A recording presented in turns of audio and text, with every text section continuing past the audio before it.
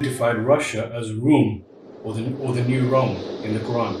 I won't ask you how you arrived to this conclusion, as you have an upcoming lecture in London titled Who is Rum in the Quran. I will also not ask you whether you see Putin as being the second Dhul-Qarnayn, because you hold the view that Qarnayn in the Quran is referred to an age or an epoch, and so we should also do the same as Allah has done in not identifying Dhul-Qarnayn as a person. Don't expect me in this interview to give a lecture on Rum. No, I can't do that. No. What I can do, however, is to advise, and gently so, that those who want to study the subject of Rum and to answer the question, who is Rum, to gently advise proper methodology. And always, if a subject is mentioned in the Quran by name, then proper methodology is you begin your study with the Quran. Proper methodology also is that the hadith cannot contradict the Quran. So if your primary source of information directs you to Rum, the hadith cannot direct you in another direction. That is enough for those of you who sincerely wish to pursue the truth in the matter. The Quran has mentioned a surah named after Rum. It's called Suratul Rum, and hence this is a subject of significant importance in the Quran, that Allah should give a name of a surah to be Suratul Rum. Secondly, the name Rum is mentioned in that surah by name at the beginning of that surah. So we have no excuse for ignoring the Quran and giving precedence to the hadith. This is not proper scholarship. This is for, excuse me, schoolboys will do this, okay? I mean no disrespect to anyone when I use the word schoolboy. My intention is to direct you to deficiency in your scholarship, that's all.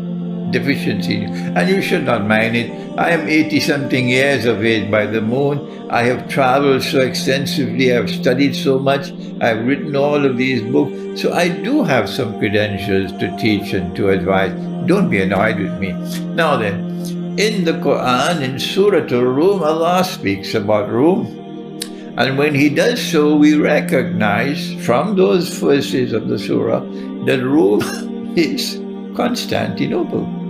Rum is not Washington and London and Paris. No, Rum is Constantinople. And from Constantinople you had a parting of ways, and one part of Rome went to the west, and the other part remained in Constantinople. So there was a parting of ways in Constantinople, and that part which came to the west, Allah condemned them in the Quran. If you don't know it, go and do your homework. That part which remained in Constantinople, Allah blessed them, and they had a victory. Gulibatu Rum, and Allah said there'll be two victories, min qablu wa min ba'd. The second victory is still to come. Rome, when Constantinople was taken by the Ottoman Empire, that was not by accident.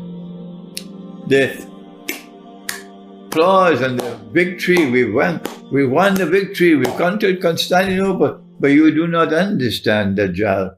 Sometimes I also can't understand Dajjal, and he attacks me, and then only later I realize, and then I suffer as I'm now suffering. Yes, I'm suffering now, because I didn't recognize the attack of Dajjal all these years. Yeah. So now then,